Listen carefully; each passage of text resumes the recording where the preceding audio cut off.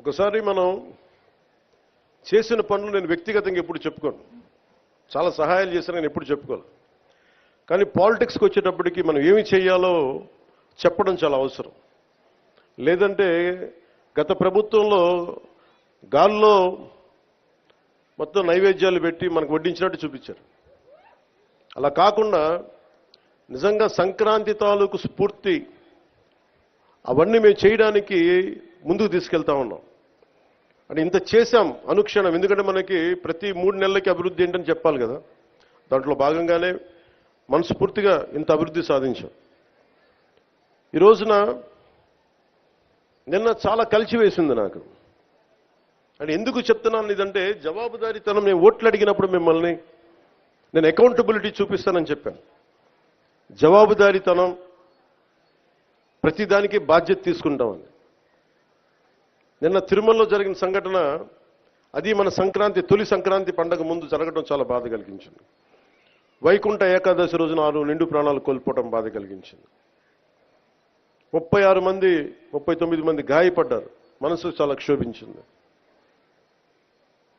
పండగల వాతావరణం, పండుగలు చేసుకునే తక్కువ,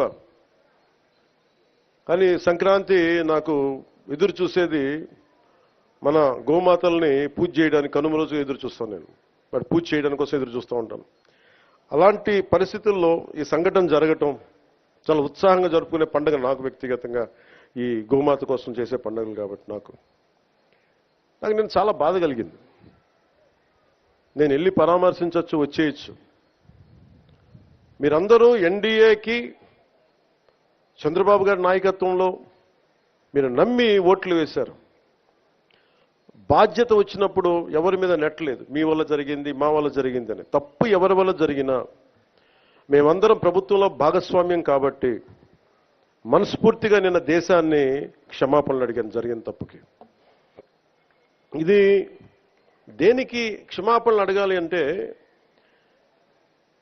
collective responsibility. Leadership is all about collective responsibility. పంచాయతీరాజ్లో తప్పులు జరిగితే అది మా అందరి సమిష్టి బాధ్యత. నా దగ్గర నుంచి ఆఖరిగా ఉండే మన గ్రామాల్లో ఉండే వరకు, ఫీల్డ్ అసిస్టెంట్ వరకు తప్పుది. ఎవరు తప్పు చేసినా బాధ్యత తీసుకోవాలి.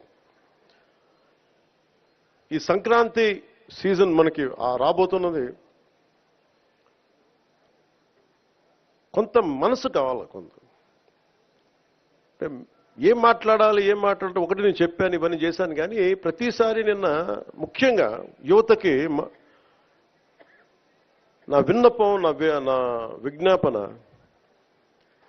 ఎక్కడ ఎలా స్పందించాలి అనేది మీరు చాలా ఆలోచించాలి.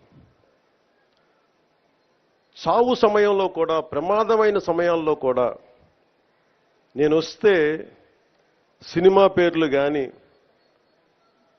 కేరింతలు కానీ, ఒకళ్ళు చావుకి వెళ్ళాం మనం, ఒకళ్ళు దెబ్బలు తిన్నారు, చనిపోయారు.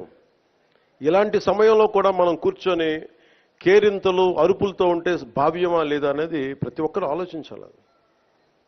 పోలీసుకి కొన్నిసార్లు సహకరించాలి మీరు. అంటే ఎవరి బాధ్యత కనుక వాళ్ళు సవ్యంగా నిర్వర్తిస్తే ఒత్తిడి తగ్గుద్ది. చూడండి, తిరుపతిలో ప్రతి ఒక్క వ్యక్తి కనుక వాడి బాధ్యత నిర్వర్తించుంటే సరిగ్గా, ఇంతమంది మంత్రులు వెళ్లాల్సిన పరిస్థితి ఉండేది కాదు. ముఖ్యమంత్రి రావాల్సిన పరిస్థితి ఉండేది కాదు. నేను వెళ్లాల్సిన పరిస్థితి ఉండేది కాదు. ఎంటైర్ క్యాబినెట్ ఉండాల్సిన పరిస్థితి ఉండేది కాదు. దానికి అదనంగా పోలీసులందరికీ ఒత్తిడి, డిఎస్పీలకి, ఎస్పీలకి అందరికీ ఒత్తిడి. అంటే ఒక్క చిన్నపాటి ఏరియాలో ఒకళ్ళు చేసిన తప్పుకి మొత్తం సమిష్టిగా జిల్లా పోలీస్ యంత్రాంగం, ఎస్పీ గారితో సహా దాన్ని ఫలితం అనుభవించాల్సి వచ్చింది.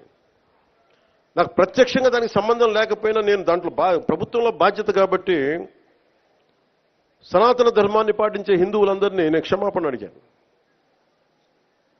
అంటే ఇది ప్రతి ఒక్కరూ బాధ్యత నిర్వర్తించాలి.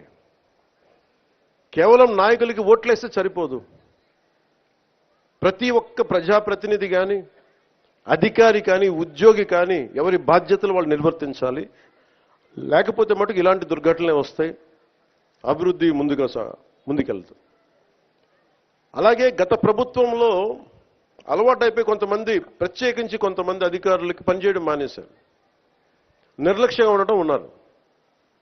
అధికారికి పార్టీ పట్ల ఏ పార్టీ అయినా సరే, జనసేన కాదు, తెలుగుదేశం కాదు, భారతీయ జనతా పార్టీ కాదు, గతంలో ఉన్న పార్టీ కూడా కాదు.